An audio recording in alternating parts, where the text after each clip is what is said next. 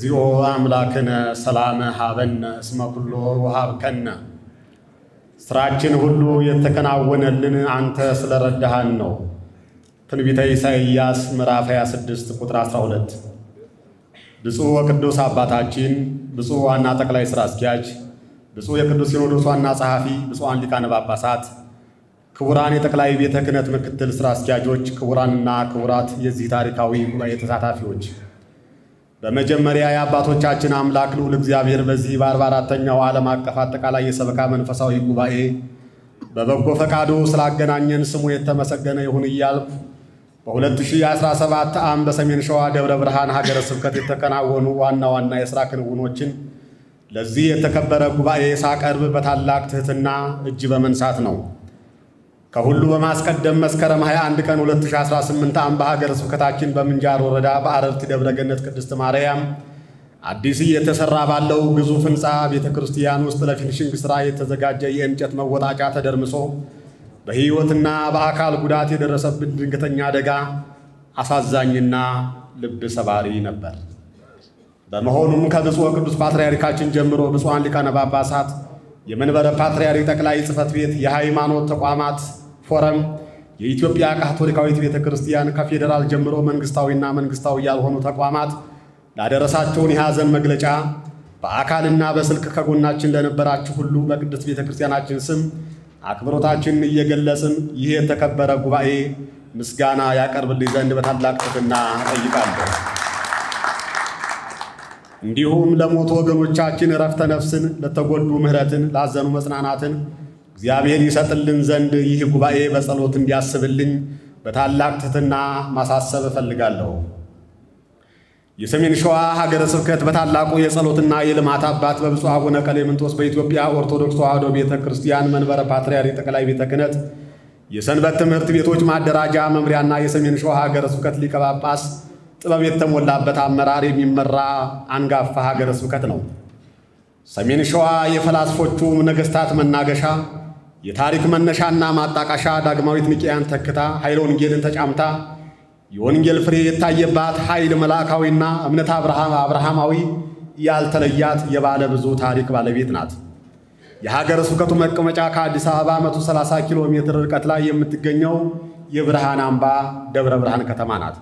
በሀገረ ስብከቱ ስር 31 ወረዳዎችና 4 ክፍላተ ከተሞች፣ 49 ገዳማት፣ 2221 አድባራት፣ በአጠቃላይ 2270 አብያተ ክርስቲያናት ይገኛሉ። ሀገረ ስብከታችን ባሳለፍነው የበጀት ዓመት ስልታዊ ዕቅድን መሠረት በማድረግ በጸደቀ በጀት በታወቀ የሰው ኃይል ተደራጅቶ ከዋናው መስሪያ ቤት የሚላኩ ፖሊሲዎችንና መመሪያዎችን በመተግበርና በማስተግበር ጠንካራ ሥራ ሰርቷል። በሀገረ ስብከታችን የተከናወኑ አጠቃላይ ሥራዎች በብፁዕነታቸው አርቆ አሳቢነትና ዕረፍት አልባ መሪነት የተከናወኑ ሲሆን ሥራቸውንና ሐዋርያዊ ጉዟቸውን በሪፖርት መገደብ ባይቻልም ተጠቃሽ የሆኑ ዋና ዋናዎቹን ለመጥቀስ ያህል በሀገረ ስብከቱ ላሉ የየክፍላት ኃላፊዎች የሥራ መመሪያ ስልጠና በመስጠት ከወረዳ እስከ አጥቢያ ለአገልግሎት ምቹ ባልሆኑ መድረኮች ላይ በመገኘት አባታዊ መመሪያና ቃለ በረከት ሰጥተዋል። ምዘናውን ላለፉ ለ3000 ደቀ መዛሙርት ዲቁና፣ ለ350 ዲያቆናት ቅስና፣ ለ6 አበ ምንኩስና ሰጥተዋል። ለ24 አጥቢያዎች የአዲስ ቤተ ክርስቲያን ትክል፣ ለ104 የግንባታ ፈቃድ ሰጥተዋል። በአዲስ የታነጹ 19 አብያተ ክርስቲያናትን ባርከው መርቀዋል። ለ9 አብያተ ክርስቲያናትና የሁለገብ ሕንፃዎች ግንባታ የመሠረት ድንጋይ አኑረዋል። በደብረ ብርሃን፣ በአጣዬና ሸዋሮቢት ከተሞች በአረጋውያንና የሕፃናት መርጃ ማዕከላት በአካል በመገኘት ከማጽናኛ ትምህርት ጋር ከ200,000 ብር በላይ በገንዘብና የአይነት ድጋፍ አድርገዋል። ለ480 የአብነት መምህራንና ደቀ መዛሙርት በአብነት ትምህርት ቤት መማር ማስተማር ዙሪያ ሥልጠና ተሰጥቷል። በሐዲስ ኪዳን፣ በብሉይ ኪዳን ትርጓሜና በቅዳሴ ማስመስከሪያ ጉባኤ ቤት 71 ደቀ መዛሙርት ተመርቀዋል። ለ190 ካህናት ሥልጠና ተሰጥቷል። ለተከታታይ 6 ወራት የሰለጠኑ 30 ካህናት ተመርቀዋል። በሀገረ ስብከቱ ስር በገዳማትና አድባራት በሚገኙ ዘመናዊ ትምህርት ቤቶች ከ10,000 በላይ ተማሪዎች ትምህርታቸውን ተከታትለዋል። ከ1500 በላይ ተማሪዎች ተመርቀዋል። ለ55 ድጋፍ ለሚያስፈልጋቸው ጓለማውታ ተማሪዎች የነፃ ትምህርትና የትምህርት ቁሳቁስ በሀገረ ስብከቱ ድጋፍ ተደርጓል። በቅዱስ ሲኖዶስ ሙሉ ዕውቅና አግኝቶ በደብረ ብርሃን ከተማ ለተቋቋመው የቅዱስ ባስልዮስ መንፈሳዊ ኮሌጅ ከሀገረ ስብከቱ የቢሮ ቁሳቁስና የመጻሕፍት ድጋፍ ተደርጓል። በደብረ ብርሃን ከተማ አፄ ዘርዓ ያዕቆብ አደባባይ 2 ታላላቅ መንፈሳዊ ጉባኤያት በወረዳ ዋና ከተሞች 121 ጉባኤያት የተከናወኑ ሲሆን 84 ኢአማንያን የሥላሴን ልጅነት አግኝተው ወደ ቅድስት ቤተ ክርስቲያን ተጨምረዋል። 8 ወደ ሌላ ቤተ እምነት ሄደው የነበሩ ወደ ቅድስት ቤተ ክርስቲያን ተመልሰዋል። ከሀገረ ስብከት እስከ ወረዳ ካሉ ሰራተኞች ከደሞዛቸው የስብከተ ወንጌል ተቀናሽ ከ500 ሺህ ብር በላይ ተሰብስቦ ለስብከተ ወንጌል ማስፋፊያ ገቢ ተደርጓል።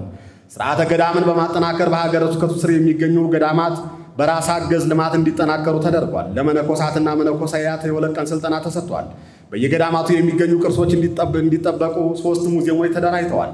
የሰንበት ትምህርት ቤቶች አዲሱ ሥርዓተ ትምህርትና የምዘና ሥርዓት ተግባራዊ ተደርጓል። በሀገረ ስብከቱ በጀት የሰንበት ትምህርት ቤቶች መማሪያ መጻሕፍት ተገዝተው እንዲሰራጩ ተደርጓል። 35 መስማት የተሳናቸው በቋንቋቸው ተከታታይ ትምህርቶችን እንዲያገኙ በማድረግ ወደ አገልግሎት እንዲገቡ ተደርጓል። 24 አብያተ ክርስቲያናት በአዲስ እንዲተከሉ ተደርጓል። በአብያተ ክርስቲያናት የጋራ ስምምነትና ጥያቄ አንድ አዲስ የወረዳ ቤተ ክህነት ተቋቁሟል።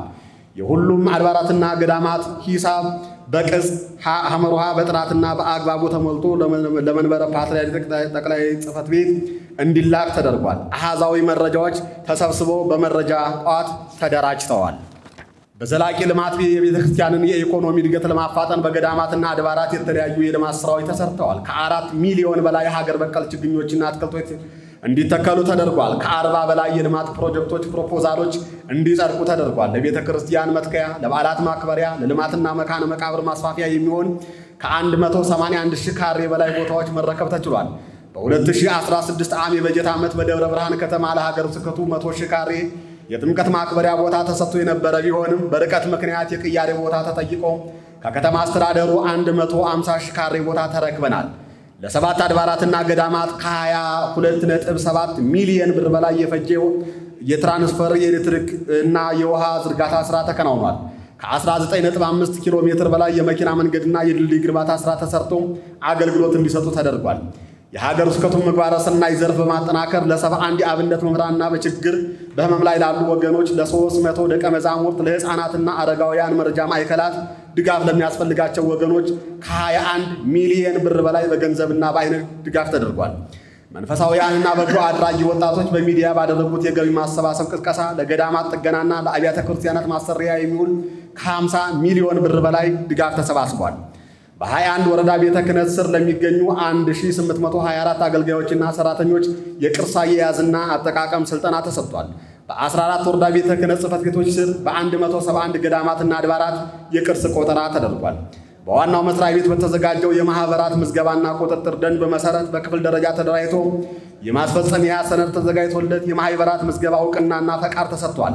ወጥ የሆነ የገንዘብና የንብረት አስተዳደር እንዲሁም የግዢ አፈጻጸም መመሪያ ተዘጋጅቶ በሁሉም ወረዳዎች አድባራትና ገዳማት ተፈጻሚ እንዲሆን ተደርጓል። በሀገረ ስብከቱ የሊቃውንት ጉባኤ በኩል 2 መጻሕፍት፣ 27 የመዝሙር ግጥሞች፣ 1 የመዝሙር ቪሲዲ እርማቶች ተከናውኗል። የሚዲያና የህዝብ ግንኙነት ስራዎችን በማጠናከር ቤተ ክርስቲያን ገጽታዋ ተጠብቆ ክብሯ ለዓለም እንዲንጸባረቅ በጀት በመመደብና የዘርፉን ባለሙያዎች በማደራጀት የተሟላ ስራ ተሰርቷል። በመጨረሻም አብዝቶ የሚዘራ አብዝቶ ይሰበስባል በተባለው ገጸ ንባብ መሰረት ብፁዕ አቡነ ቀሌምንጦስ ለእንቅስቃሴያቸው ኮሽታ፣ ለጸሎታቸው እፎይታ የሌላቸው፣ በአስተሳሰባቸው ምጥቀት፣ በአመራራቸው ስልት፣ ለሥራ ባላቸው ፍቅርና ጉጉት ዘመኑን ይዋጁ ሰሜን ሸዋን በወንጌል ከፍታ ወደ ተራራው ጫፍ እያዘለቁ ያሉ አባታችን ከሀገረ ስብከታችን የተሰበሰበውን ፍሬ በረከት ብር 36,212,894.23 ለጠቅላይ ቤተ ክህነት 35% ገቢ የተደረገበትን የባንክ ስሊፕ ለብፁዕ ዋና ጠቅላይ ሥራ አስኪያጅ ይሰጡልኝ ዘንድ በልጅነት መንፈስ ዝቅ ብዬ በታላቅ ትሕትና ጠይቃለሁ።